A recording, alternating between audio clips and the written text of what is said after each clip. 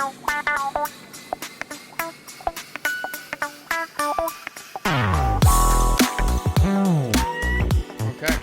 so Nick, take us away whenever you're ready, my man. Alrighty, welcome everybody to High Input Games. I am one of your hosts, Nick, aka the Wild One. Joining me as always, Chris Kodiak, and guest hosting today, DJ Mike. What's going on? Not much, man. How you been today?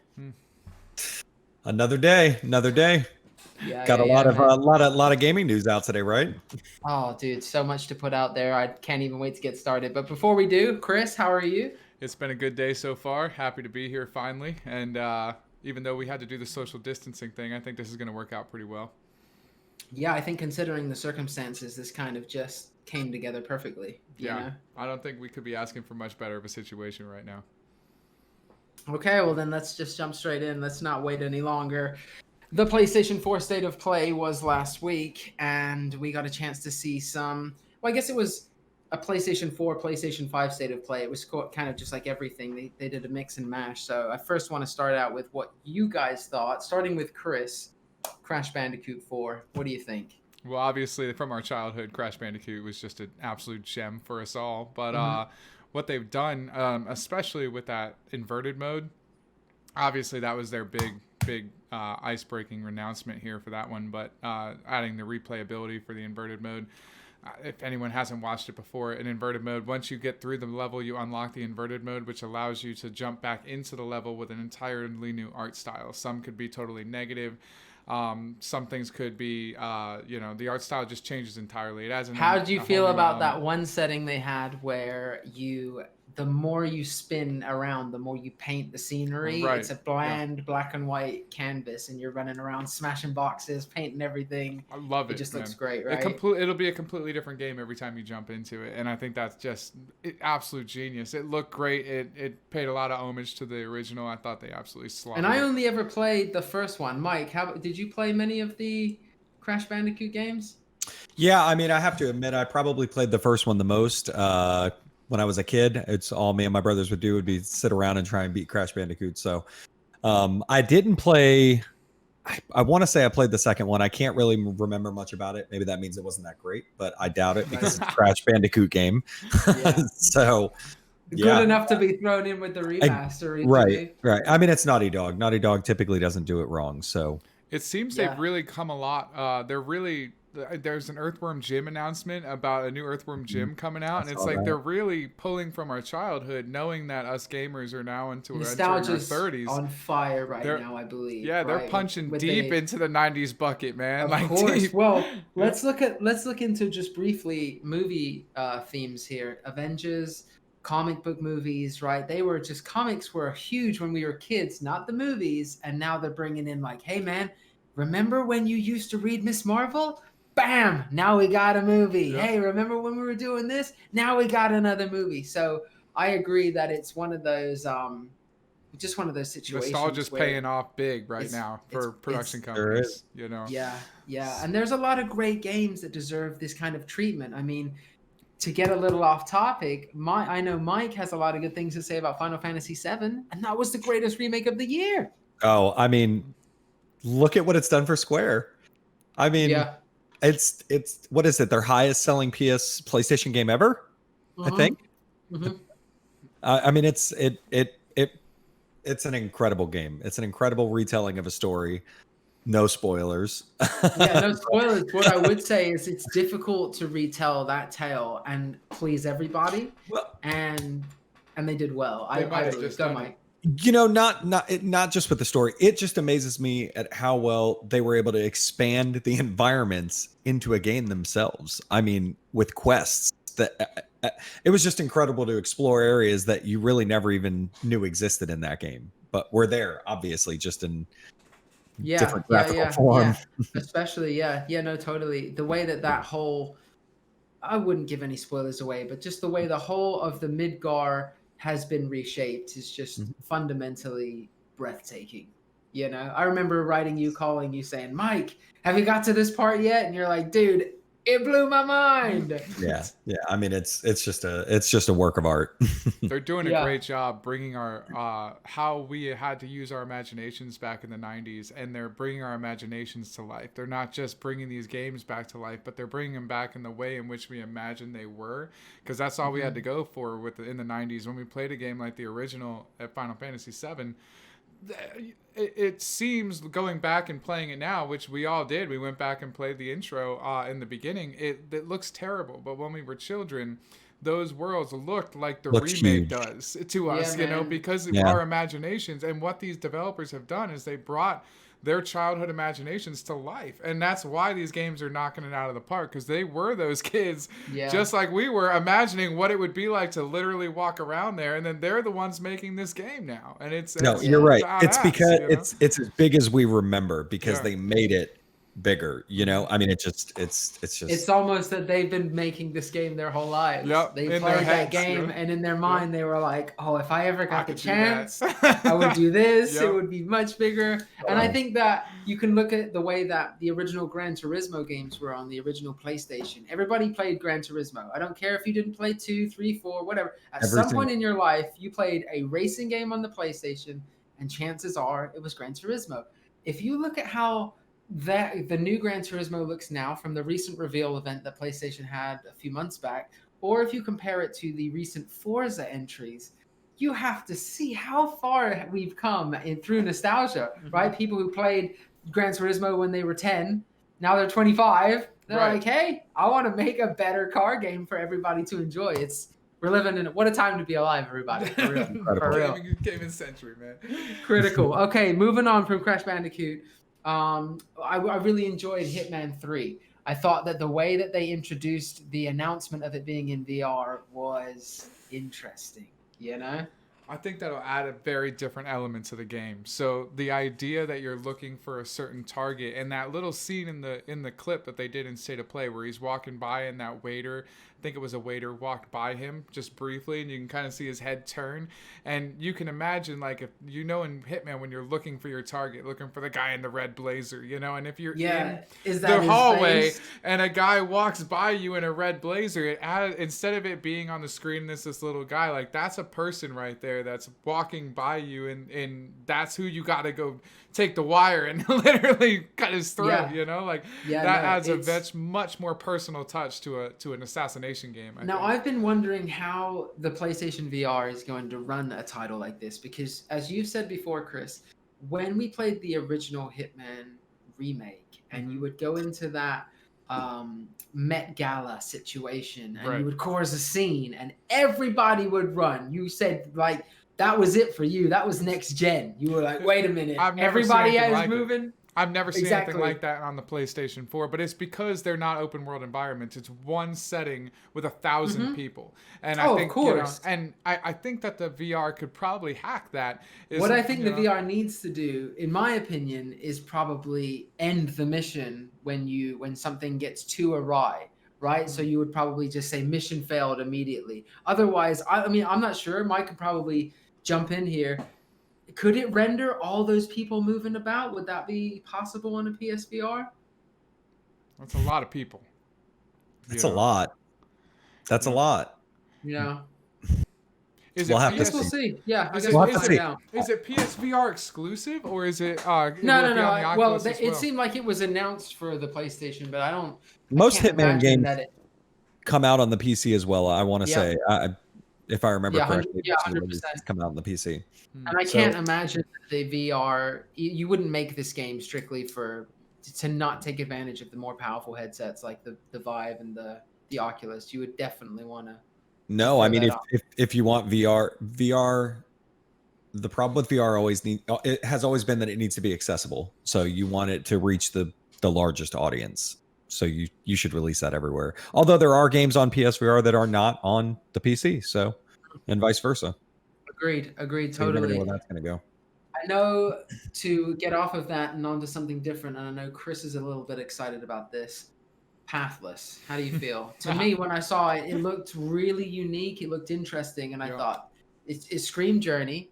It screamed a little Abzu. So take us away. What do you So think? yeah, Journey and Abzu are good comparisons, I'd say. This looks a little bit more obviously in depth than Journey and Abzu. I think comparing that might be a bit of an insult to the developers in some sense, because it looks like they made this game quite a bit larger than what Journey and Abzu had in mind. I mean, those were 2.5 hour, 4 hour experiences at the most. This looks like, I mean, you have boss battles. The idea of the fluid movement, I think, is one of the coolest ideas. That when you're hitting these targets, I love that you don't have to aim for the target. That the target, like, literally, you just wait for it to get highlighted, and the arrow kind of guides its way to your target and hits it. I like that a lot. I think that if I would have been having to aim while speed running like that, it would have definitely taken away from the vibe you get when you're trying to just haul ass through the mountains there. And I think fluid movement, if they've hit it right, I think they're gonna do pretty well. I mean, obviously this, we're gonna have to look into who this developer even is. I'm not even sure who's making the game. Do you have it on there? Yeah, no, I don't have it down here. I just have fluid arrow combat. I really like that. That was amazing. They said there was no looking down the sights. There's no aiming down the bow. No, once the target highlights, you just release and it goes straight to it. Blows. That's why I felt like it was like the games that you're into, like that Sonora Wild Hearts. These games that just you feel in the motion without too much thought. And I thought when I saw her going around, boom, I hit that one. Boom, I hit that one. I was like, well, she's not really aiming, but it feels great, And they said in the trailer, they said they wanted you to immediately feel like an experienced archer. Yeah, well, that's what I'm thinking. You shouldn't have to sit back and try and figure out if you can hit this target or not. That's really, I don't think, what the game is about at all. I'm curious what the game really even is about. Well, here's the last thing I have written here is that the boss fights honestly resembled Monster Hunter. If you recall, there was that red dragon running around, and she would back up from him, and he would leap from across the map and land in front of her, and she would roll out the way and use her arrows. So some of the boss battles seem very big and, difficult, or at least challenging. That's why I think the comparison between Abzu and Journey is a little unfair. I don't think a game like Journey and Abzu put any effort into like a boss battle of that kind of magnitude. No. I would say the tone more the tone than the length. Right. That whole idea that you're peaceful, you're here and you've got to do this thing, and it's a world that can be told, a story that I'm speculating, everybody, but it's a world that could be maybe told without any words at all. One of those things, just music plays. It does look like that. I do think that this game is probably going to be something more like an emotion than it's going to be. Nailed it. No speaking. Just emotions through sound. Yep. I hope that you're wrong in the same regard. Well, because I've always. But go through it. You get really good music that goes along with the speed that you're running at. And you just get, your eagle calling out while you're doing it, calling out at. So I don't know. That's kind of interesting. There's a lot to be desired there. Yeah. That's what I'm saying. I want it to be deeper. It screamed that it would be the type of game that you could get lost in for an afternoon. It's not too much. I'm sure that, what I liked about it is more than comparing it to Abzu and Journey. It's the next evolution, it feels like. They've gone to this open world environment. And perhaps I'm only doing the comparison because it's calm and because it's watercolored. Yeah. I'm a sucker for these water cell shaded video games. Like, well, the gameplay definitely has to hit because the graphics are they're not bad. But they're not Genshin pretty. Impact. But the game is obviously not about the graphics. I mean, it is and it isn't. That's kind of what's interesting about this. I mean, the watercolors definitely pop very well. It's an interesting game. The art style is intended to be that way, But definitely if you get a chance, check out this, or pull up if you can, that Genshin Impact. A couple of screenshots, a couple of videos, whatever you can.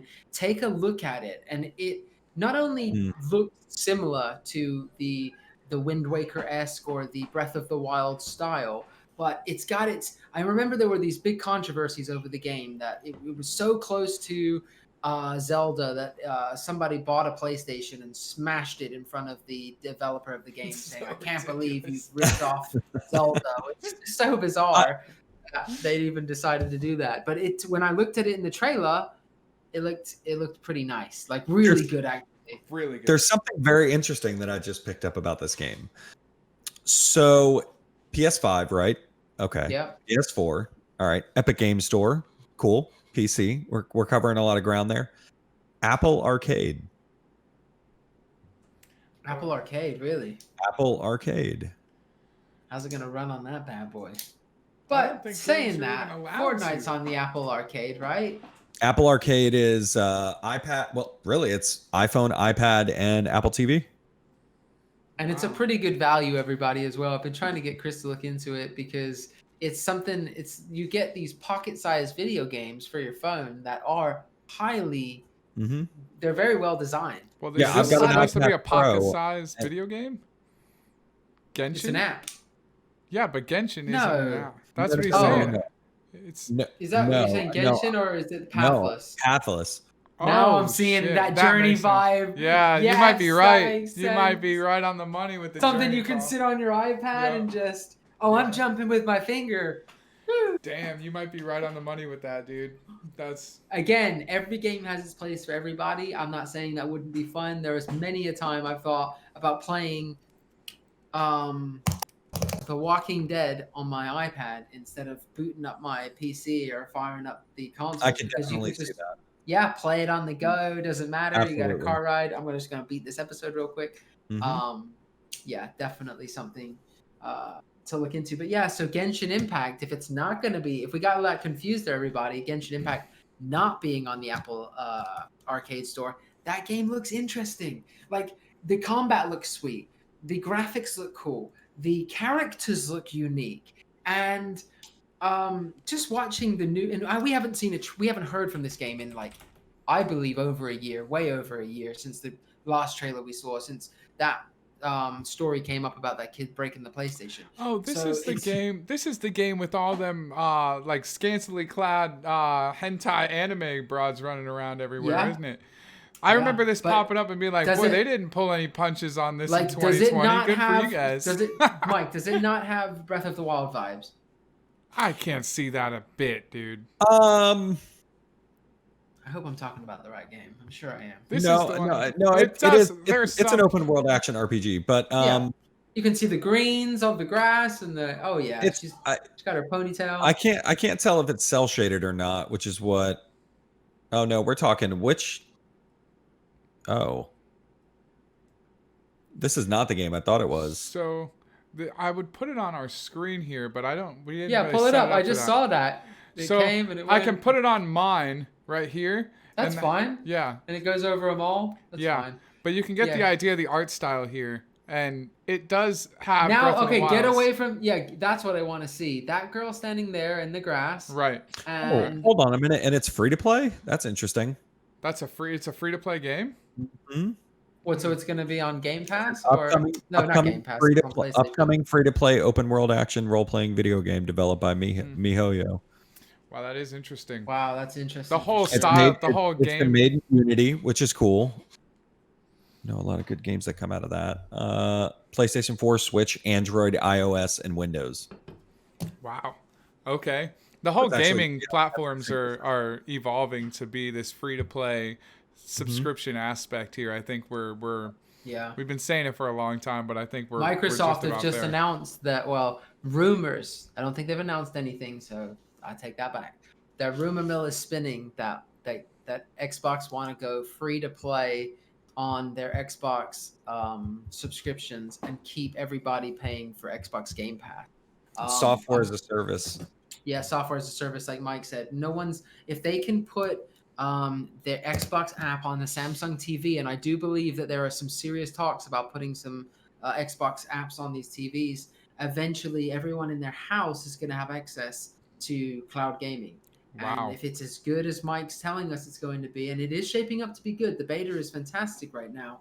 If it comes out swinging, everybody is going to have access. Everyone who's got a smart TV just got an Xbox for Christmas. Mhm. Oh, If- guess what? It works. Here If you go. Netflix can push a 4K video to the middle of the Serengeti, I promise that we can get video games anywhere on our Yeah. TVs. Yeah, it takes somebody who cares about it, Stadia. It takes somebody who's going to actually has the money to back up their promise. And I think that Microsoft admit that they lost the last generation, and it's okay to admit a loss. But now I think their new business model is different to PlayStation. I mentioned this the other day. PlayStation are going hardware, software. you can't play our new games with your old PlayStation controllers. And the same day that they said that, Phil Spencer and Microsoft tweeted out, just in case you missed it, you can play our games with your Xbox 360 controller and Xbox One, whatever, an Elite controller. We just want you to have fun. That's all. We just want you to play our games the best way you want to play them. And I really do feel for the family that's got to go out and buy 4 dual. I mean, you got a gaming family, right? Let's say you and your wife play, not uncommon. I was just listening to a podcast the other day where a woman was talking about her and her husband have 2 flat screens on either side of their living roam wall. That's where they put cardboard between them so they don't spoil they can't screen games. So that definitely happens. So the idea is that, it's just, I don't know. Yeah, I think that we're going to get to a point here where this cloud gaming software situation is going to be they're going to get there eventually. It's just if whoever gets the timing right. You know, if Xbox puts all their eggs in this basket and doesn't deliver, and they don't hit the frames the way they promised they're going to hit the frames, and they get this game, they don't port well, some other situation happens, it's just too early, and PlayStation comes out of the bank, and everyone says xCloud is just a total tank. Well, the other argument is that PlayStation. Who do you think is going to go first on the price announcement? Right, we are very How the hell has it not come out yet? Like, who? It's got to be any day. You know, it's got to be any day now. And if Microsoft can afford to undercut PlayStation, and that's a solid rumor here that they'll undercut them by $50. I've spoke to you the other day, not to Mike, but Michael attests to this. It's a gamble to run a cheaper console with no games, right? Like, it's awesome that you've got day and date games on your Game Pass. And one of the things they said at their conference was, we're showing you today the games that we have coming to Xbox Game Pass in 2020 and 2021, which meant, asterisk, we have some games left aside to show you. Of course they do. Everyone's got a couple of, hidden golden eggs. And we've got these things we want to show you that aren't going to come day and date to Xbox Game Pass, but they are Xbox exclusives, and you can play them here and you can enjoy them. I have read an article yesterday that did say the Xbox Series X will be marginally more powerful than the Xbox or than the PlayStation, and that you won't actually be able to say that, oh, they're pretty close. Apparently there will be a decent enough gap to say, no, we're playing games on a more powerful system with the Xbox. So whether or not that's a pull for them is arguable. I would argue, I've always said having good games is awesome, but everybody wants a PC, or everybody would love a PC, and to get an Xbox that is as powerful as a $900 PC for $500 is it's a bargain. Very appetizing. Yeah, of course, if they really do deliver something that's as powerful as a PC. And what are they estimating right now? Isn't it how many teraflops? It was a lot. 12, I'm pretty sure. I think it was 12. Yeah. It's a powerful machine for $500, and that's it. That's us speculating. It might be $450. It might be $700. We have no idea. I mean, all we have are from all rumors are speculating. So we're actually cross 500 in today's climate. We're looking at an 8-core, 2.3 gigahertz custom AMD CPU. We're looking at 6 teraflops at 1172 megahertz on the GPU. 12 gigs of GDDR5 RAM helps keep everything open, including multiple games at the same time. That's amazing. Frame rates up to 60 FPS, up to 4K. When Halo are promising 120. Now here's this is always the rub, right? PS4 upscales 4K. PS4 does not native 4K play, right? So Microsoft already knows how to play the games at 4K because the Xbox does actually render games at 4K, the Xbox One X, the newer one. So I don't think Microsoft is really worried about it. I think it doesn't matter if they don't make as much money when they come out because it's Microsoft. Doesn't matter. Yeah, they take billion-dollar military contracts. They're not worried. They're not worried about the money. Office 365 is the biggest operation that Microsoft currently has. They're making billions of dollars off of it. It doesn't matter. I mean, the Xbox is going to be successful regardless for them. They've got the time because they're not worried about losing money. Yeah, and And they've to got boot that, the they can passion. Yeah, and now they're conforming this into a subscription model basis that if even if the hardware does flop, which it's not going to flop, it just may not be as successful as Sony.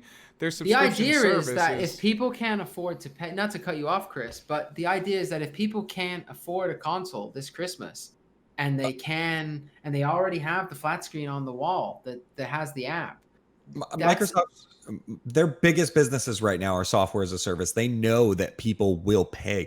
Think about if they integrated it with personal Office 365 accounts. So now with all of your other stuff, you get video games if you want to play them. You can, I mean, it's ridiculous. And It's Microsoft announced this week that it damn. is Apple's problem that xCloud isn't coming to the it is iOS platforms. It's it is now Apple's gotten. problem.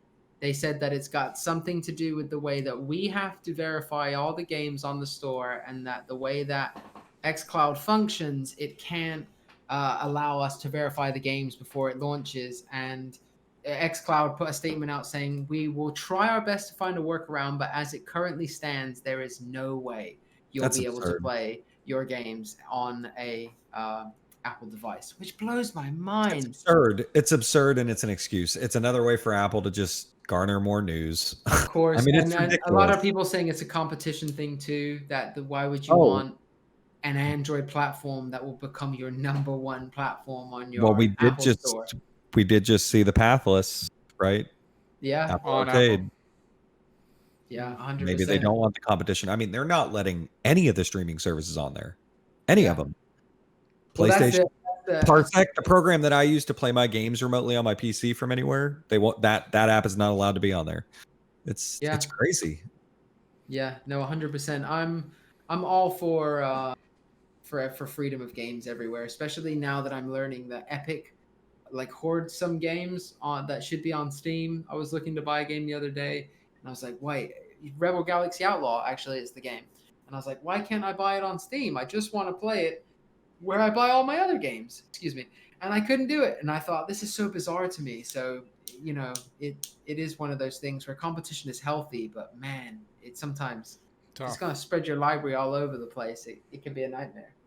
I mean, that's the same thing we're dealing with right now with television and movies, where it was in one time very simple. You go to Blockbuster or you're going to the movie theater. I Now simply you have never thought of it 17 like that, different yeah. things that you're watching. Everyone's got different licensing agreements with whatever different program. I mean, I alone have like 5 different ways in which we get our content, and you tell me about shows and I'm like, I don't have any way to watch it. It's like Yeah. because I don't have Like cable. if you have Hulu and you don't have Netflix, you Right. have to just miss that content. I have Netflix, Hulu, Prime, and HBO and Stars, and there's still stuff that's in there that I don't get to watch because they don't have licensing on all 5 of those platforms. Like, that's insane, and that's where gaming's more than likely going, where you want to play a game, you just can't because you don't have access to the sub that's going to be carrying that licensing.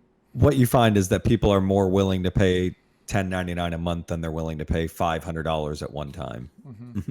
I fall in that camp. I mean, they are. They just are. Yeah. They really and are. Microsoft, and they're a business company, so they're down to dollars and cents. What's the bottom line all the time? It's about those people that are going to subscribe to the account, subscribe to the service. They want to provide a good service. Of course they will, but they understand that there's going to be a bunch of people that will subscribe to the service and not use it and not unsubscribe. So there's money sitting there. And then they do know that if they update the servers and they provide a service that gamers enjoy, and I think that's their whole new business model is, let's just have really cool games, not charge you $70, $80 a game. I mean, I'm pretty sure that games will go up in price, but that will be the biggest draw to Game Pass. Come buy our Game Pass. $10 a month gets you all these $70 games that you can buy in the store. Absolutely, It's a dream of a deal. That news released after the talk about games going up, right? Yes. Yes. Okay. That might have impacted it, of course. Well, that's my point. I wonder if it did. Yeah, you really got to start to wonder if Game Pass now is their Trojan horse, where they said, like, look, man, they understand that they lost a lot of hardware sales to PlayStation. And to win back a hardware sale is a lot. But to win back a $10 a month? Just come play some games over here and keep your PlayStation. Chris did say. I think you had an interesting post, didn't Yeah. you? Didn't you put up a post about something like that, like the Well, amount of people? Yeah, I mean, it's literally like with it. I mean, they're pushing the idea that they could really hit 50 million subs on this Xbox Game Pass because it's just $10 a month. So people like me, right? Like I would never go buy the new Xbox. I'm a PlayStation diehard, right? I PC and PlayStation all day. I can touch my Xbox games on my PC now because of Xbox. If I had to choose, right? This was the first console that I was coming up and being like, damn, like the new Xbox really is better. And these PlayStation games are looking really good, but you know, do I really want to spend the $500 on a less appealing console? Well, with this news, like I can do both. It doesn't hurt PlayStation sales. In fact, it probably will help them because most people who would have an Xbox or would choose the Xbox over the PlayStation, why would they do that when they can now go buy the PlayStation and instead have access to both the PlayStation and the Xbox games? This terms of service idea may actually help PlayStation sales in a grand sense of things and cause Yeah, because Xbox you would to, imagine people would say, I'm not if going I'm to buy going the to go Xbox. hardware, I'll Yeah. go, because if PlayStation don't give you a choice, Right. it's hardware or nowhere, Right. then you could imagine that you would say, okay, I gotta get a PS5 because Mhm. I gotta play Horizon 2, I gotta play all these exclusives, which I was mentioning the other day. The first launch year, and Mike will attest to this because Mike's been around for far more launch years, I'm sure, than most than you and I for sure.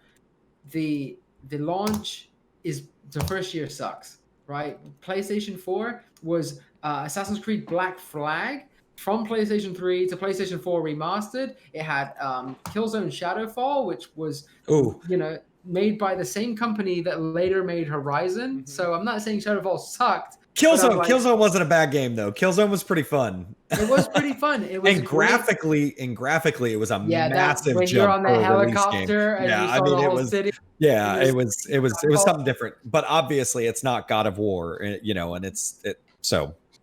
Which And is so what you hit might- at the you end might of the catch a- PlayStation saga, and it's the same console, you know? Well, I just fear that the first year is going to be, you know how Grand Theft Auto 5 Skyrim'd us, and they were like, "Yo, here's You get another to Grand play it Theft Auto. again." You get to play it again," and we were all like, "What?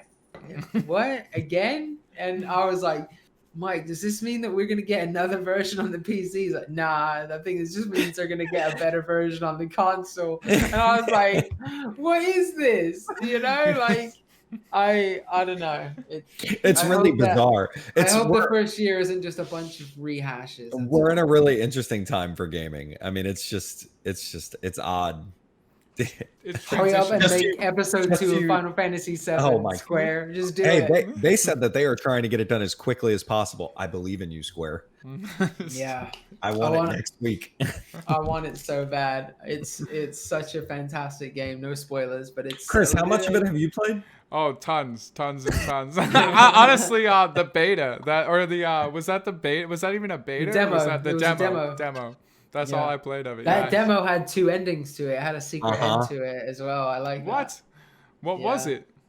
Do you? You that. gotta play it. Yeah. No, don't even tell him. Don't even tell you him. Yeah. guys suck, man. Make him play Yeah. it. If you can get I'm out of there in terrible friends. 25 minutes, 20 minutes instead of 30, you get the good ending. And you can get out of there in like 8 minutes. I don't know why they give you so much time. Yeah, so that's awesome, man. We totally got so sidetracked there. I was totally off the list. Bug Snacks, how do you feel about that? We Not my actually saw jam, some dude. gameplay now. I wasn't impressed. Not my jam. I'm gonna put it out there for the amount of attention it got for its kick-ass. Look at theme Mike's song. face. He's like, "What the?" He's like, "What is this? They were made out of French fries and strawberries." Yeah, no, it is not my jam, dude. I mean, I get there's a lot of hype No, I going don't. on. I don't understand. No, there was a lot of hype. There you go. Appreciate that. There was a lot of hype before we found out that it was, or at least for me. Look, I've got Bug Snack question mark. I just straight up. It basically first person, and then you're walking around and you're like rolling pets in this one thing, and it comes out as some More Yeah, to be seen, I'm sure. all I'm not about dogging the game trapping. before I see the game. Yeah, that's a good point. We definitely don't want to. I mean, but if we had to speculate, I'm gonna speculate. That looks boring Yeah, as shit. I'll tell you something. That's- There's a I'm bunch of sorry. games, there's a bunch Yeah. of games on the PlayStation list that I had to just skip over, and they're not because I'm sure they're terrible games. They just weren't for me. I'm seeing some of these side scrollers that look like they're made on the Super Nintendo. I was Yeah. like, guys, you gotta have to do a little bit more than give me an Apple Arcade game for $40. Yeah, but You know, I'm a big like- fan of side scrollers, bro. So some of them may actually hit the mark. If you remember back to episode 1, if you're a loyal fan, $40 gets you Star Wars X-Wing Battlefront coming out in October, on October 8th. Squadrons, exactly. Yeah. So you want to know where your hard-earned money should be going? Not on a side scroller from 1995. Let's move on from Bugsnax. Vader Immortal. I wanted to talk about this with Mike. We've brought this up a few times. Mike has an Oculus. Tell us a little bit about your experience, at least with the Oculus on PC, because I'm sure it's flawless compared to what I experienced on the PlayStation, which isn't bad. It is very good. It's got its growing pains, as does any other newer technology. But obviously it's the CV1 and not the Rift S, which is the newer Rift. But as far as I understand, the sensors are a little bit better than the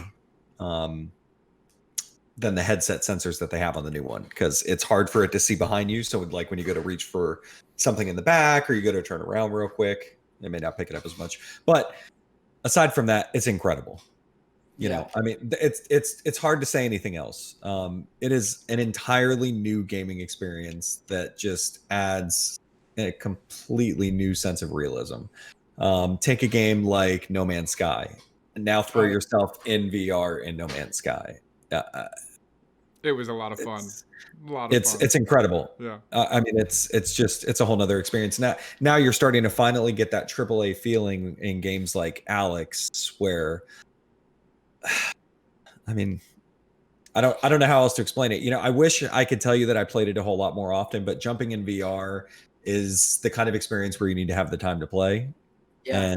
And whenever you play, you need about 3.5, 4 hours of time, because you're not going to get out of there for a while. Your VR legs if you're going to be staying in VR for 4 hours. Yeah. I mean, there's the one thing you'll hear is that there's not a whole lot of AAA games in the VR world right now, and that's because AAA developers aren't going to give love to something that doesn't have enough of an audience, and it's still working on that. But games like Lone Echo and Alex and The Walking Dead, Saints and Sinners, and you know, it's getting there, and people are starting to take notice. Even Beat Saber was like a how can you forget about Beat Saber? That is one of the most fun games on any VR platform. Yeah. Honestly, the one VR game I played for hours. I mean, every game that I played I enjoyed, but I didn't find myself spending hours and hours and hours in it. Beat Saber, we did. I mean, me and Paige played the shit out of that. If you had one, you'd play a whole lot more Echo VR. Yeah. It's a very good game. Honestly, Echo was the game. That's still the game I tell Nick that showed me the difference between PSVR and Oculus. When I went to your house, and I had played PSVR over at Nick's house a lot, you know, and we demoed. I mean, I don't even know how many games Chris bought, but a bunch. You know, we played a bunch of different games, and they were fun. Beat Saber, my favorite, and then the heist one. I don't remember what, the Blood and Money or something. That game was yeah.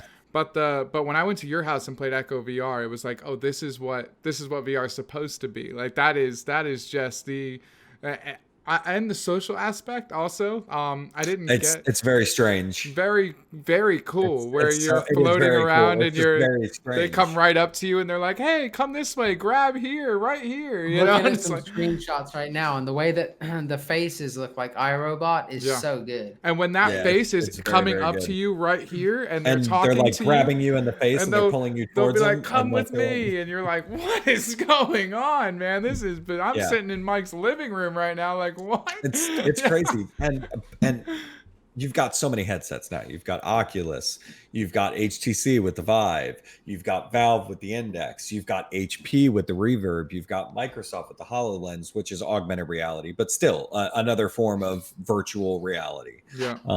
That's just Everyone's trying to get the holy grail of getting this shit right. You know, they're all trying to solve it. You know, and what you really get. Go on, keep going. No, go ahead.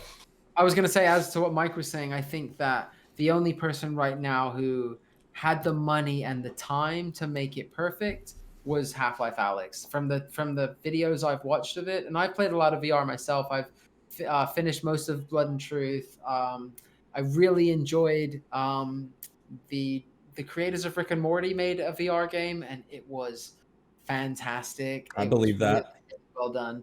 The what humor was there. The Trover Saves the Universe. Thank you. Trover. I'm sitting there thinking, like, God, say something. I'm sure someone will remember it. Yeah, Trover. So Trover was fantastic, but it just seems like Half-Life Alyx, from what I could tell, the development of these Valve Index hand controllers is what the world should be screaming and raving about right now, is that it actually allows you to feel like you're physically picking something up in the world with your hand instead of a button, which is fundamentally the next step. You know, I'm curious to try that. You've already got. Go on. You've got a lot of that technology coming out. Third-party companies are really starting to take over this. I'll tell you what. Every time I talk to somebody about VR, or I look at a webpage about VR, I start getting all of the ads for VR.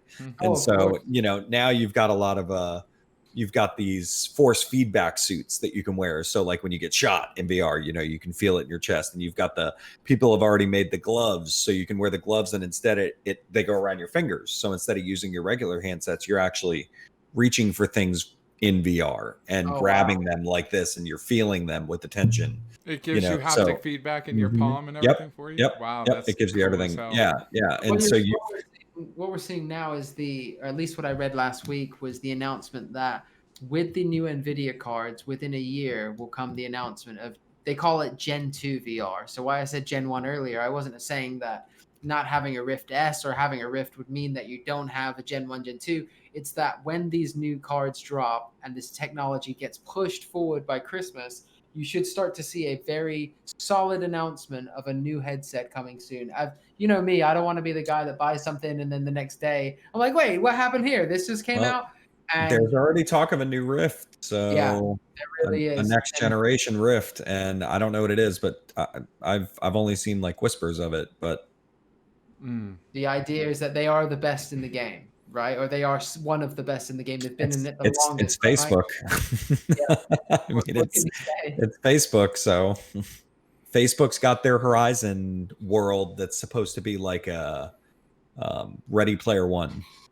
It's like you go in there and it's is that in alpha right now? There are people testing in beta. Yeah, I think you can get into it pretty easily too.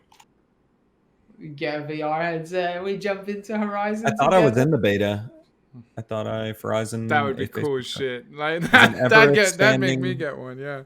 That reminds me of that show Upload too. Great show. Yeah, fantastic show. Their headline is "Welcome to Facebook Horizon, an ever expanding VR world where you can explore, play, and create in extraordinary ways. At Horizon, you're not just discovering a new world; you're part of what makes it great."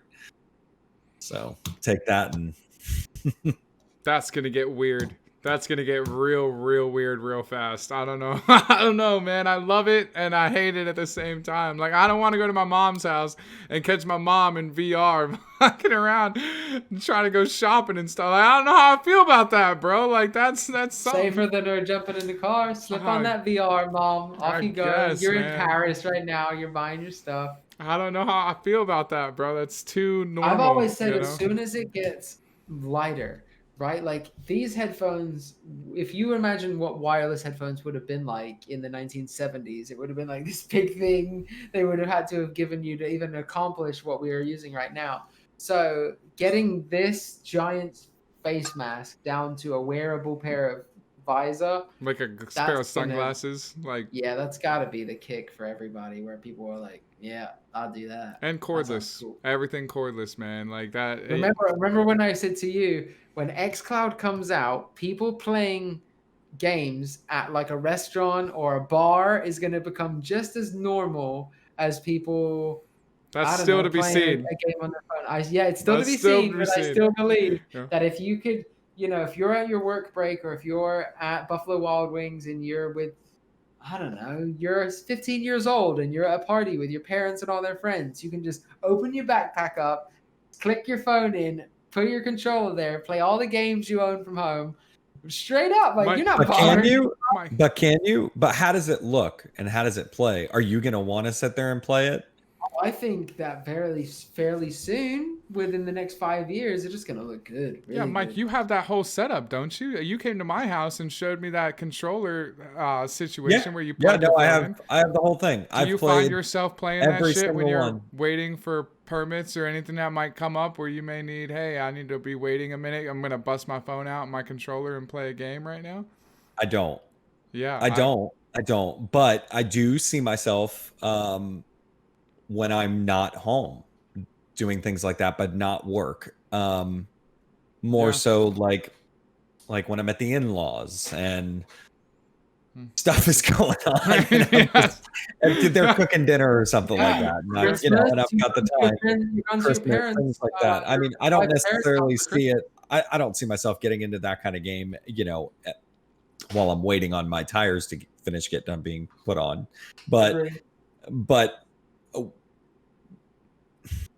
I think if the route we're going is streaming like that, then that's going to take over everything. It's not going to be I think the idea of it being just for when you're away from your house is too small. I think their idea is much larger than that. Why would they want to keep building hardware that they're losing money on when they don't have to anymore, when the technology for none of that hardware to need to be involved? It's really exciting when you can play a game in your living room, and then when you got to go upstairs, go to bed, you can turn still the TV on. Turn the TV on or grab your iPad. Right. Still play the game for another hour before bed. It's never going to be the place you go to game first. You're going to always go to your monitor, your TV, whatever your preference is. It's when your wife says, hey, I'm going to read a book for 20 minutes. And you're thinking, wow, I'm just going to throw on Zelda and just, craft that thing I was doing downstairs, Right. I mean, it sounds like a joke, but look at movies in the future. You see anybody with a desktop? Yeah. Yeah. I mean, Netflix wasn't designed to watch movies while you're away from home. It's designed to watch them right in your living room. I mean, that's the idea. And there are times when you decide on a road trip, hey, this is awesome that I can watch The Office in the car on the ride to wherever we're going right now. There's a time and place for it. And I think that there's definitely going to become a time for this portable gaming. And it might not be for our generation, right? You might be busy and you might want to enjoy the time with your family in the car. I do believe there's still that. I got a 9-year-old, next month, and he's the type of kid that if we went on a road trip, he'd be like super happy that he could play Fortnite with his friends in the car with a PS4 5 controller, flawless. Yeah. And I do it now. I've been telling you guys in our conversations about that app called Parsec that I use on any device except the iPhone or the iPad. Parsec. It's incredible. I mean, whatever algorithm they are using for me to get to my computer remotely and play a video game, it's like nothing I've seen before. Yeah. Really, it's incredible. Now it's real time. Are you wired? Your controller's wired to your phone? No. Oh wow. So he's got a wireless device. Everything's just working. He has like a mount that plugs into the controller that your phone clamps into. So I saw that. Yeah, I mean, I've got one for the Xbox and the PS4 controller. But honestly, usually I play it from my Surface Pro, and I use a mouse and keyboard to get into you do it to get into the computer. Now it does pick up the Xbox or PS4 controller, so you could play games just like that. But I mean, it's accurate enough to play competitive games and not notice a difference. I dare to say that over a good connection. Obviously, that's would you say the same for xCloud as it sits right now? No, because every time I've played it, I've definitely had lag. Absolutely. Really? Yeah. Sure. Absolutely. Yeah, definitely. Yeah, I remember the latency issues that I suffered with Stadia were shocking. My brother had purchased it, and we were playing what was it, Destiny 2. And when I would press that L2 button and then that R2 button, I guess if you weren't, no, I'd say even if you were just a casual gamer, No, you'd be see, like, this controller's broken.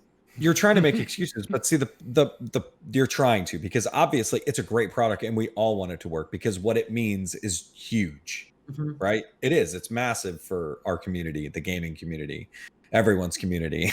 If they can get it Yeah. right. If they can get it right, but every single game that they ever had a chance to have an exclusive. Destiny got delayed when they had that, and then I believe they were going to have Doom Eternal, and then they were like, "Oh, don't tell Stadia, we're going to delay it again."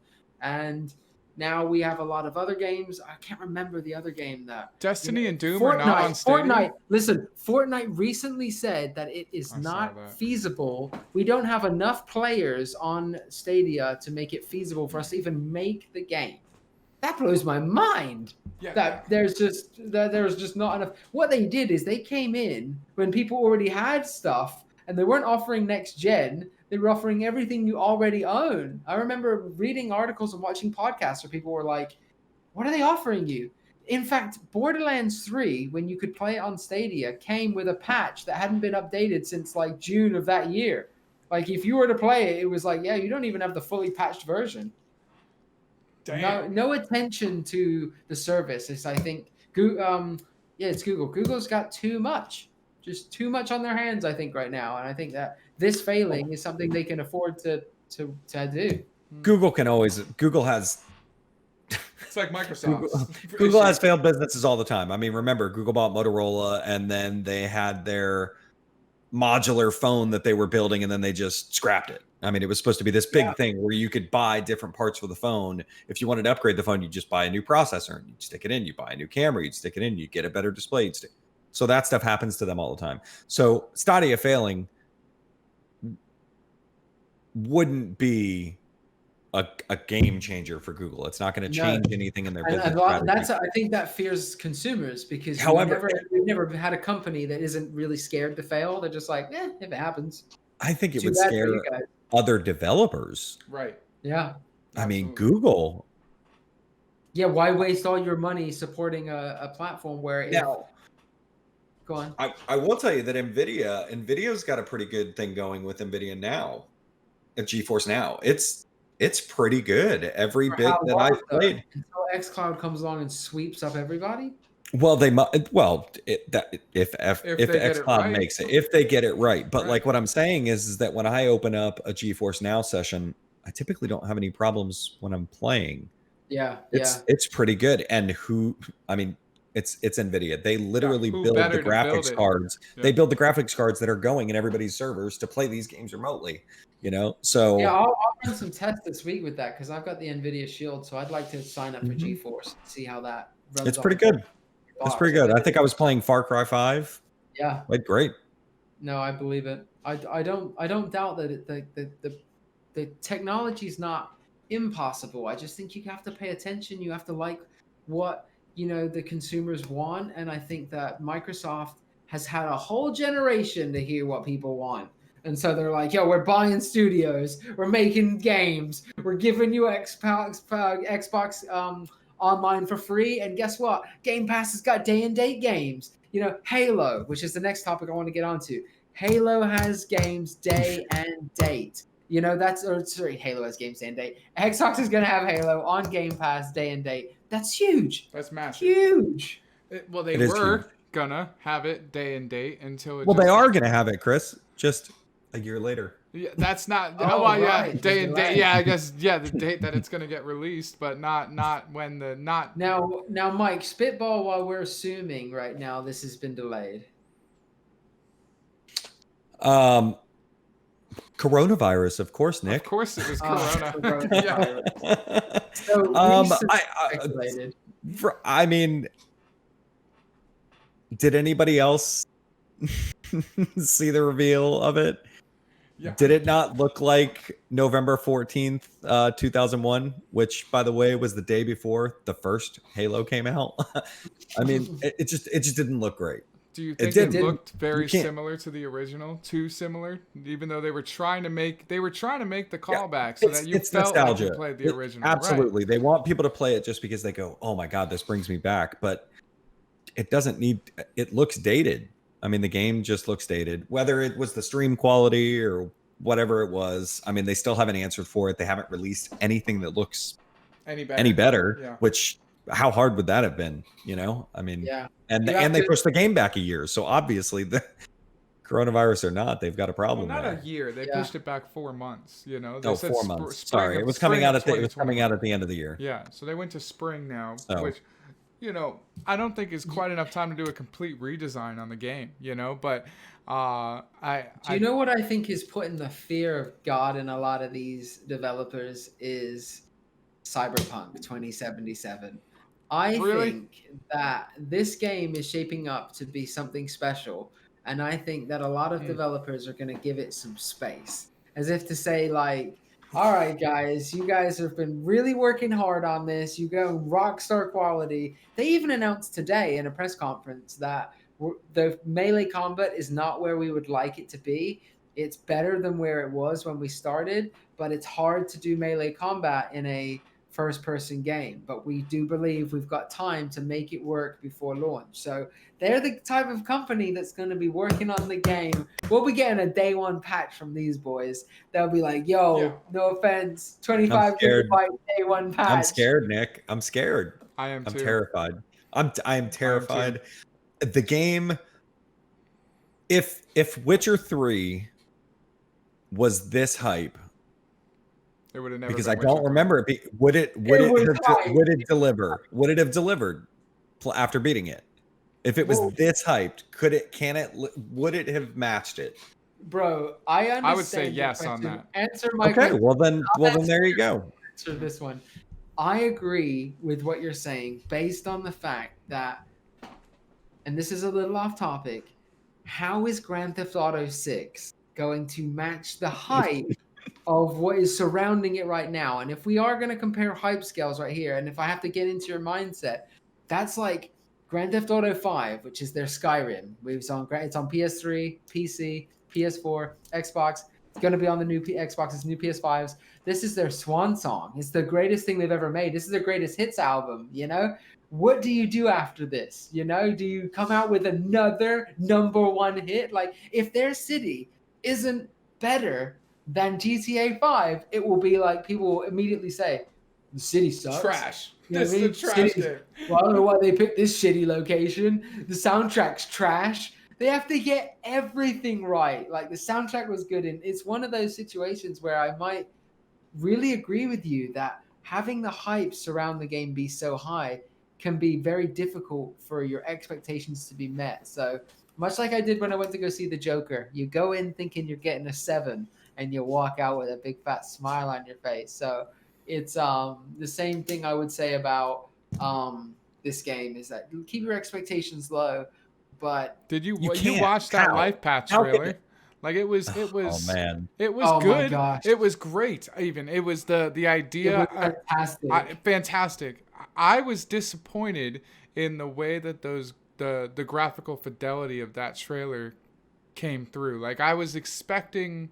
I think because of their first gameplay trailer, the one where you go into the Ripper Dock and it was like so detailed, every little aspect of it was detailed. That Life Path trailer, go back and look at it for the graphical fidelity of everything. Bro, and see I how loved it. It. You're out of your mind. When he's standing in the desert and he's got that yellow walkie-talkie in his hand and it's all in detail, and you know that you're going to be able to like talk to, and that guy unplugs the engine in the car and sticks it in, and you can say that he's like supercharging your engine inside the shop. That part blew me away. That whole I'm going street life the whole way, dude. Like, I really thought you were crazy when you told me Nomad before, and I was like, dude, Nomad in that trailer took it for me. I was like, Nomad looks sick as hell. Like and the voice acting, bro, damn. Like on that trailer alone, I'm like, is this what the game's gonna be? because I wasn't expecting voice acting of that caliber, That good. you know, Yeah. or Well, even The Witcher, dude. well, that's what made me. I was about to say that it brought me to The Witcher, where I was like, God, Yeah. you know, I keep forgetting these You are the guys forget who made this Bloody game. Baron could be the Yeah, boss. like You know that's. what I mean? And I wasn't expecting the level of emotion and the level of like Their when they characters are so believable, you know? completely when you're expecting this like real crazy rash, like the Street Life one in the Life Path and they started with the Street Rat one, and I was like, that's what I'm expecting from Cyberpunk. And then they went to Nomad, and I was like, what is this? And then the Yeah. Corpo, I was like, this is so much bigger than what I had And the expected out of first this 30 game. minutes You know? of the game will lead you to the same start. So however you start the game, eventually within the first hour or so, I said 30 minutes, but eventually you saw that the Nomad had a reason to go into Right. town, and then the executive had a reason to get into his flying vehicle, and then the street kid had a job come up or something. It all leads to that general starting First path. mission, the But first you big get main that. mission. And the least appetizing for me, or the least appealing, even though it was a Cyberpunk game, was the high end CEO level. I was like, man, this just looks like Boredom. exactly how I thought it would be. Mm-hmm. You know, nothing here looks different. You don't see, you know, had someone had thrown like a chair at a window and it had smashed and a hoverboard. I was expecting when that guy was like, that report was due yesterday. I was expecting someone to get thrown out that high window and down onto the ground. You know? saying that as well. That was you saying to the woman that report was Right. due yesterday. You're Right. already from the jump. The thing I think that you said that I agree with 100% is that the characters do feel very believable, likable, lived in. So when you get in the elevator and they start bitching about like, oh my God, the bus sucks. And it doesn't feel like they just grabbed some actor off the street and said, here, you're Sally 556 and just say, oh my God, my heels are really hurting my feet. It was like, hey, here's like a 60-page backstory on you. And by the way, you have 3 lines. At least I don't know how many lines that the actors or actors might have. I'm just saying if the world felt lived in a way that Grand Theft Auto has felt, in a way that Red Dead felt, and in a way that God of War felt. And I just think that God of War lifted the bar, and everybody ever since has been trying to grab at it. And I just hope that this works. Haven't seen it yet. Haven't seen anything even touch that game, you know, like even come close. But I think CD Projekt Red, I think, has the biggest opportunity to make this happen. I think if I trust any developer, after we just recently played through The Witcher, all of us did. And I think a developer that can do that 6 years ago, 7 years ago, I have ultimate faith in their ability to bring it. Have you ever played 1 or 2? I did not. Did either of you play 1 or 2? I didn't. No. I would urge you to go back and play those. They're incredible games. Yeah, there is a reason why The Witcher 3 is such a good game, and it's because of the story. Okay, because they were on PC. I was trying to think right then. I'm thinking back like, well, wait, did I or didn't I? I don't want to say I did if I didn't. I'm thinking, wait, no, I didn't even have a PC. I guess that makes sense. You wouldn't have. Yeah, I mean, The Witcher 2 is incredible.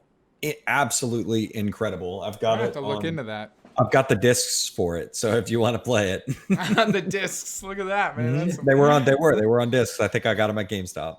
What's a disc? I know it's wild. Do you even have a CD player on your computer? I got 2 I don't. I actually don't even have a slot for it. All right, I got 2 things before we'll wrap it up. We'll start with Chris on Godfall, because I know that you said earlier it looked special, it looked unique. It's the new title coming to PlayStation 5. It might be an exclusive. I believe it is. I think it is, might be. It is. And it's supposed to be a slasher looter. Take it away, buddy. So, yeah, a looter slasher, which obviously we're not going to go into this thing expecting a whole lot of depth. But, I mean, the 3 of us love the hell out of playing Diablo 3. And I'm not saying it's going to be like Diablo 3, but it kind of is a looter slasher in a sense of this over-the-shoulder third-person Diablo 3, you know? And the fact that it's up to 4-player co-op to be able to do that and have all this, you know, the loot mechanics that are in this, I think look really exciting. The mechanics, the combat, all of it looks great. And in that state of play, they showed a couple of different methods and different classes that you can be, and I thought all of them looked really good. I had very low expectations for that game, and honestly, during that state of play, that was one of the ones that took me away the most. Where I'm very excited to play that with my friends and get into that thing, and it reminded me a lot of D3, a lot. Obviously not a top down, but an over the shoulder and a hell of a lot more Weapon detail. classes were unique. I like Yeah. how you had the daggers, the sword, the long sword, Yep. the double-ended hammer. Brought me back to giving like you Monster Hunter with that Yeah. insect glaive kind of deal with that. It's big almost one, a mixture of those two games. Yeah. It's like a Diablo style over the shoulder Monster Hunter game. Yeah. First game I would say looked that neat. traditionally looked like a next-gen game. Mhm. That was showcasing real-time effects, that was really showing you ray tracing perhaps on the armor. Again, on every demo we've seen so far, it says you're viewing this on a PS5 dev kit, which from my understanding is just a PC set to the PlayStation 5's specs. It's got the operating system in it, yeah. I didn't know that's how that worked. That's pretty cool. Yeah. So that's interesting. I'm glad that we brought that up. It looks like it should be on everyone's radar, but it could just be another one of those games that looks great. We don't know much about it. And it's shiny, it's pretty. We need a game to buy. Who cares if it gets a 7? It's Yeah, a but PS5 game. I'm grabbing it. See, I don't know, man. I think it's the multiplayer aspect adds something different for me, right? Like even if the game does get a 7 in the campaign, like I said, a looter slasher, that's the surprising thing about D3. It has that in-depth story that we all love. It has that voice acting that's top notch. So if they do hit those notes on a game like Godfall, that's awesome. If they don't, I'm sure playing with our friends will add a layer of fun. Having a world that the 4 of us can run through and have a kick-ass time in, whether or not the game is all that great, we create the fun time in the game. We've said that 1,000 times. We're a layer of the game itself, so you can't really rate that. And I think that having a multiplayer game with that kind of access, I'm excited for that, for sure. It kind of reminds me a little bit of Middle Earth. And I think having a friend in Middle Earth would have been a pretty cool idea. Yeah, let alone 3. Yeah. Like that'd be awesome.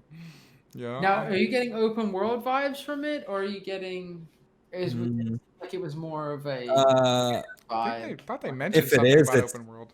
If it is, it looks very linear. Yeah. So I guess that wouldn't be open world at all. It actually, I felt like it looks like dungeony.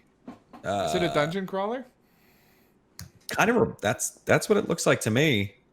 Although, I mean, this is just a I love gameplay the trailer. story behind it, how you're like upgrading your armor and it makes you more of a powerful legend of the gods or something. It was very interesting. Okay, so upcoming games, right? We'll leave this final segment right here. Avengers is out on beta right now. It's touch and go if you have a PlayStation or if you have PC. I believe it was first on PlayStation. But the critics have given their input on it, and some are saying it's good, some are saying it's okay. Mike, what have you heard? What I keep getting from each of the initial impressions are that nobody's really sure yet. There's just not enough there. Yeah. I mean, they're saying that what they're seeing has the potential to open up very nicely, but So did Anthem. right. I mean, yeah, that's a very good point. We just don't know. That's what I get from every single one. Like, hey, what's here is goodish, Yeah. but some bones. yeah, but we're not sure, really. I mean, that's what I read from the IGN review this morning. I've always thought that with the current flavor left in your mouth after the Avengers, we're kind of wanting a little bit of something new, especially with COVID's pushed Black Widow further down the line as far as movies are concerned. So if they can get it out now while people are just bored sitting around, if they can get it into our hands and we can play it together, and they can make it work well, because to tie this into another discussion, Suicide Squad was announced last week by Rocksteady, and they've announced that their game will also be a games of service game, similar to Avengers. So everybody's taking this new route where they're trying to make a game last for 3 or 4 years.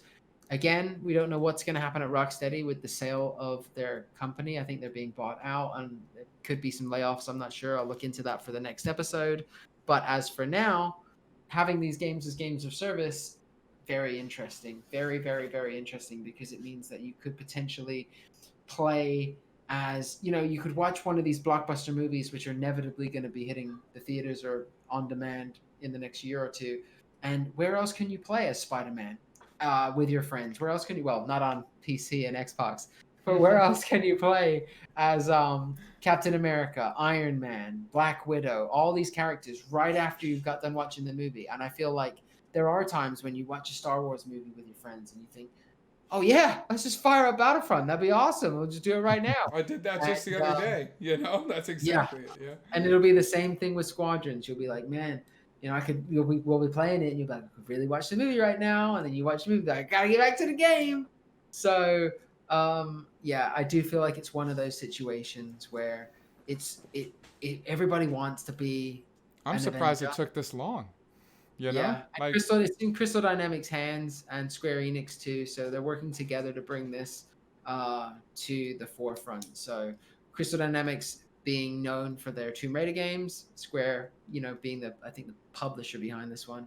But as far as I'm concerned, as long as they give us a solid single player campaign and a wildly over the top multiplayer that me and my boys can play the Warzone modes, and I'm cool with that. I'm cool with knowing that, like, I've got a single player mission over here, Kamala Khan and Bruce Banner, and then, oh wait, the world needs Captain America and the boys, let's ride, and we're over here doing a wartime mission, and then boom, I'm back to my own single player. One of the fantastic things is knowing that when I do my single player stuff that's important to me, no one's talking over any of the dialogue. I can enjoy it at my own pace. When I flip over to Warzone, the dialogue will probably just be like, hey, Cap, nice throw. Yeah, no problem, Black Widow. You know what I mean? Things that just make you feel like you're in this combat element. With everyone. And you won't feel like it's out of place because they're giving you that Age of Ultron feel where it's like everything's going on, the Hulk smashing stuff, everybody's got their stuff, Hawkeye's doing his thing, and then you feel, for at least that mission, as part of something bigger. You know what I mean? And maybe if they can really drive this home, we could be looking for something. It's kind of how the movies work too, man, where the movies have their emotional elements, and then when they're in these big fight scenes, they're not really saying anything of substance. They're just, and that's one of the, I know we had talked about some of the issues I had with these combo movies where there's too many mainliners in one thing. There's not enough screen time to really gain any character development, right? So when there's 15 main actors in a movie, each one of them gets one line here, and you don't hear that person again for another 20 minutes, and that's, I'm curious how it plays out in this game where everyone, and I think it's going to be very similar to what you just said, where the single player is going to give them the ability to have that emotional drive, and then the Warzone is going to give them the ability to have everyone on screen at once who really gives a shit what they're saying, as long as they're all talking and they're all there. I think and you if nailed they give that. us substance, and I remember mentioning to you earlier, and I'll say it to Mike and everybody else right now, the cosmetic and gear are not tied together like that transmog that you get in. Is there any microtransaction conversation going on? Yeah. Oh, there's again, and here we go again with. Mm-hmm. That sucks. Having to spend so much more money after you already buy That's a game. So shitty. Again, only if you want the additional skins and things like that, which I've learned, if you want it and they're there, at least there's an option for you to grab them. It seems like these companies, if they're going to run a game for service, they're going to have to get some money to keep these servers running and to keep giving us new content. And I'm not sure. Charge for it. But Fortnite, for all the money I've given them for the skins and the accounts, have always delivered with the best live events, with the most groundbreaking things in gaming, with the Black Hole, with the, I think it was the Travis Scott event. All these things were just fantastic. And I just think that that if you're enjoying a game and they're giving you more things to buy, as long as you don't feel like it's a ripoff and it doesn't interfere with your game. If they're making it a pay to win, Mike and I talk about this all the time. If it's you give us $10 and you get the Iron Man Hulk Buster before everyone else, that's not cool. But if you give us $10 and your Hulk Buster's purple and mine's gold, okay, I like that you like purple more than I do. Cool, they give you an option to buy it. As long as it doesn't interfere with my game, I think that's cool. I know a lot of games are moving away from, hey, buy this DLC that you can't play with your friends. It's more like, we've just released a DLC. Come play more of that, and while you're playing it, give us some money for some skins. Right. Mm-hmm. I think Yeah. that if they do that correctly, I think that could work. Agreed. And The skins actually look pretty good. I mean, to be fair, the skins look pretty good. There's not many of them. Obviously, it's just a beta. But I think what bothers me a little bit is that I think, and it's something I probably expected a little bit, is that they say that no matter what character you play as, they all have different powers, but they all feel the same. Nothing really plays differently.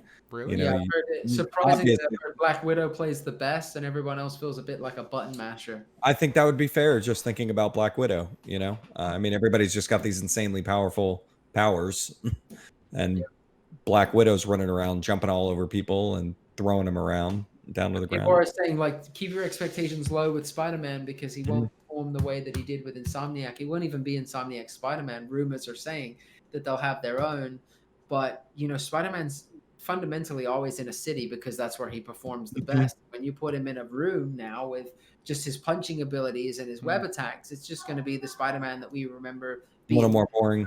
Yeah, he might be able to get that around. was actually a bit, pretty but... fun though in the Spider-Man game, in Oh, Insomniac it was. Spider-Man It game. definitely That was wasn't fun, terrible. but not something you should be thinking, oh man, we're really missing out on something now. He's going to be webbing around while even I wonder how they'll handle Iron Man and Thor's. I was just going to say, are you going to play Spider-Man over Iron Man? Yeah, no way. Probably not. Especially when we've played Spider-Man recently, so I can't imagine we would. Stay right there. My point would have been on the ground. I think on the ground, if Spider-Man can't web swing around, I think No. I'd rather play with somebody like Iron Man who can. But what about the scenes when you're on the bridge, right? So imagine you're on the bridge, on the Golden Gate Bridge, right? And and you're playing as Spider-Man. You can't tell me you're not going to be able to swing around on the bridge, in the same way that Iron Man can fly around on the bridge. And if you're Iron Man, how can you play Iron Man in a room? You really can't. It's going to be these wide open battle environments that I'm sure Spider-Man's going to be able to add to the story and add some elements to this conversation that are more than just like the warehouse fighting scenes that we had in the game on PlayStation. I think that'd be cool. But yeah, it's going to be an interesting game. I'm curious to see where it goes with the rest of it being released. Yeah, I'm not I'm not a big superhero fan, but I'm very excited for this game. I think it's one that I think it adds more to the multiplayer content that I'm most excited for, to be able to play with my friends and all of us jump into one of these characters and pull it off. I think if they do it right, that'd be a hell of a good time, man, for real. I agree. Yeah, and competition's great for gaming, so having the announcement of Suicide Squad be made by someone as fundamentally fantastic as it's funny, both developers are known for their fantastic single player games and they're jumping into live action. We've got Rocksteady, who made Batman 1, 2, and 3, as I'm consider it, and so does most of the world, flawlessly. They just know Batman, they know Bruce, they get him. And then you got Avengers, who did Tomb Raider 1, 2, and 3 flawlessly. They know Lara, they get her. It's this deal that like they know what they're doing, they can tell a good story. Can they make it all jam when it comes together? I'm telling you now, should the reviews come in even lukewarm, and it's like, for me, I'd just probably jump in with my friends. It's just one of those games where if it's good and it's fun and it's mindless, I can't say I'd run out the door and buy it, because there's one other upcoming game that's not coming out on consoles, but it's coming out on August 18th, and that is Flight Sim 2020. And I know it's going to be free on Xbox Game Pass for PC. I think that's in beta right now. Yeah, I do believe that's 100% confirmed. Yep. Let me look it up right now. Mike, that is awesome news if that's legit, man. That would be... Yeah. Yeah, I was looking earlier, and I believe that Xbox Game Pass for PC is in beta, right? And that this is part of that program. You are correct. There we go. Wow, that's correct. Cool. Fact check is in. Microsoft Flight Simulator available August 18th, 2020 with Game Pass for PC beta. So question. So that's our beta. What about the full game will also be on Game Pass? Yeah.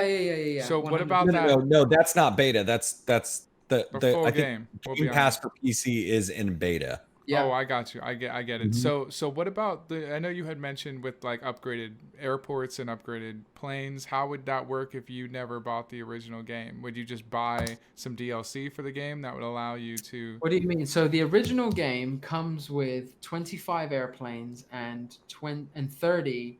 I believe 30. I could be wrong. It could be 25 No, it's definitely 25 planes and 30 airports. If you get an upgraded version, you will get an additional 5 planes and 5 airports. Then the premium version, another 5 airports, another 5 planes. So if you just play it on Game Pass, you will get the base copy as if you went out and spent $60 today. The same way that I play and you play, Correct. and Mike plays No Man's Sky on Xbox Game Pass for free. Essentially, we pay for Game Pass. You can go out to the store now and buy it for $50, $40. I believe it's still $39.99. Same with Forza. Forza is still a $49.99 game at GameStop, but because we are playing it on Xbox Game Pass, that's the pull of Game Pass. But what about say I want the premium edition? Where do I? You will buy DLC from the DLC, store for additional $10. Yep. So now you can have all the planes and everything for $20. That's badass. That's and super it might be a little more than that because remember. No, I think you're talking about the deluxe edition, which is $89.99. The premium is $119, so you're probably looking at a bit more. 60, yeah, you'll be 60 for everything on premium. Yep. And they'll have it packaged up nicely, but remember, whenever they pull it from Game Pass, if you're still enjoying the game, you'll have to buy it regardless. Then there's a couple of games they've done that with recently. One being Grand Theft Auto 5. They pulled that and they put Red Dead on. But when they pulled it, they did offer it to everybody who had been playing it for $15. A total Xbox move. Hey, everybody, we know we just took away the game you've been playing and love. We know that it's $40 in the store, so get it from us for $15. That's your big bro helping you out. I think they're just so cool. Yeah, I guess that's cool. That's kind of cool. That's kind of like, you know what I mean? That's kind of like, they're like, yo, you've been playing my free all this time. I gotta take it back, or you can just buy it off me for $15. Do you gotta take it back though, big brother? Do you really gotta take that back from me? Because like, no, it's been I don't. fun. But I need $15 because honestly, I could give it to the store for $40. I'm trying to get Call of Duty Warzone. What do you want? You want the game, or am I selling it? Yeah, that's what my brother would have said, and I'd have been like, 15 large all day, son. Yeah, dude. That's so true, man. Oh, imagine that. No, I won't get into it. It's awesome. So I'm glad we brought that up. I'm very excited for Flight Sim 2020. I know it's got, I believe, 37,000 airports modeled by satellites, and the weather systems are going to be live, and the air traffic's going to be live, and that's going to be cool as hell. A game that's going to be very accessible for everybody. From the previews and the alpha and the beta testing reviews I've read and seen, a lot of people say it's very easily accessible. There are easy engine startups. There are ways you can click on the city you're from and click that you want to be flying above it, and within moments you're flying above it. No takeoff, no landing. If you want to use this game to scout out areas that you would go to on vacation next year, you can do that. And that to me is really, really cool. Like, hey, babe, would you like to go to this part of this state? Well, I don't know. Well, let's check it out because we can look at it. I'm going to go for a flight there right now. I'm going to land where we're going to park the rented RV. Yeah. Here we go. Yeah, that's specs too. I mean, this game is accessible to a lot of people. They're talking about 6-year-old processors and graphics cards that are required as the minimum requirements. Yeah, I was telling Chris that. I mean, that's crazy. Online. Someone was using a 970. That's a card, right, Mike? They're using the 970 on low settings, and they were achieving 35 frames over New York City. Over New York City, they were achieving 35. They said in open world planes, they were getting 40 to 45 on a 970. Low settings. The minimum requirements are a 770. Wow. Yeah, so it's from what I've seen from that there was a recent trailer that just came out. A lot of this is all internet based. So a lot of the assets. If you don't have a good internet connection, it's going to rely on procedural generation. Right. And if you got that kick-ass internet, I believe it's going to just pull from those trillions of trees, man. Like that is. Mike, what's a petabyte? Because it's coming from 2 of those, 2 petabytes of information. So. 1,000 terabytes? No, it's got to be more than that. It's got to be more than that. It's just coming from an absolute over 2 petabytes or terabytes. Oh, it is. No, it's 1,000 terabytes. So 2,000 terabytes. 2,000 terabytes. Talking about 2 petabytes. Yeah, being pulled to your. I'm glad I was right. Scratch research team. And no, think about that. When you can play Red Dead Redemption on 1/10 of a terabyte, right? On 100 gigs, and there's 2,000 of these bad boys. Yeah, what is in this? I mean, it's the entire world is modeled, man. You know, I mean, that's literally the whole world. That's except North Korea, I bet. No, you definitely can, buddy. I checked it all out. North Korea is available. The pyramids. You can land and fuel up in Area 51. Like, there is really cool stuff. If it's on the map, it's on. I might give it a download.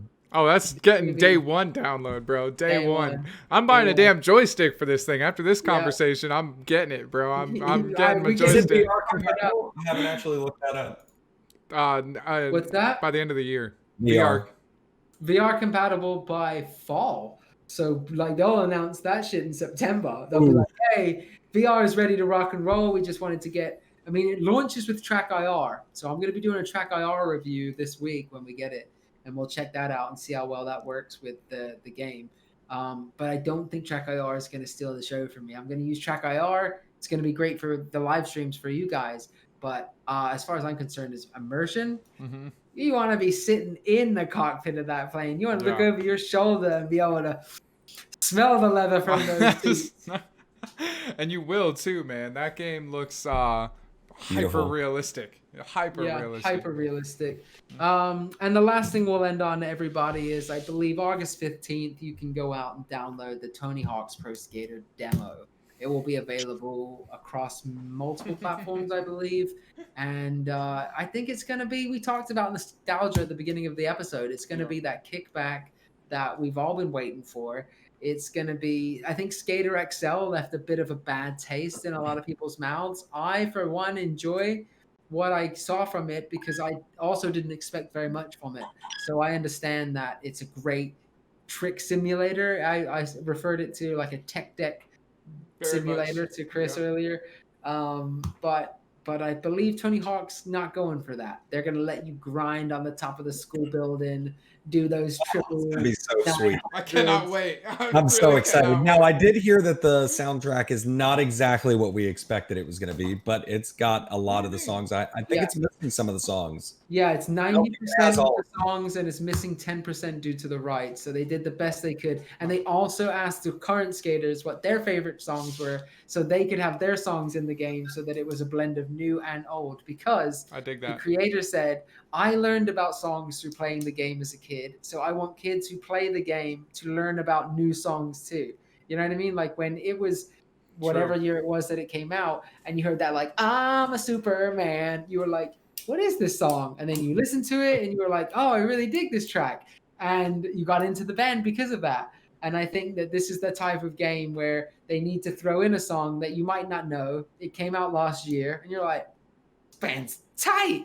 Yeah. What a good song. So yeah, that's a damn good point. I'm glad they added that. Especially, you know, the nostalgia factor is cool, but the thing that made Tony Hawk cool was because it was edgy. It was a kick-ass, cool, edgy game, and you can't do that with all 90s stuff. And you flip the board sideways and spin around. It was just wild. You know, you can't be edgy just on nostalgia alone. You have to introduce some sort of newer elements to get the next generation involved in this stuff. You know, so I can't wait for that one, man. That's August 15th. That's in 4 days. That's coming out. Yeah. We'll be able to play the demo, skate around. We'll give you guys a let's play. Oh, it's the demo. The demo. Just the demo. The launch is in September. So it's going to be exciting. I can't wait to shred. That's going to be cool. Yeah, with Avengers coming in September and Tony Hawk's in September, and with Flight Simulator 2020 next week. I think we are within 6 days now. I keep losing track of the days. I was all excited and the days were going slow, and now I'm like, oh geez, it's the 12th tomorrow. Like what? 5 days? That's really exciting. All right, guys. I think that's going to be everything. If you guys want to say anything else? No, man. I think we covered a pretty good tour here, man. I think that was a fun one. For sure. Yeah, I really enjoyed that. So that was episode 2, High Input Games. I hope you guys enjoyed it. We'll catch you next time for episode 3. See you later, guys.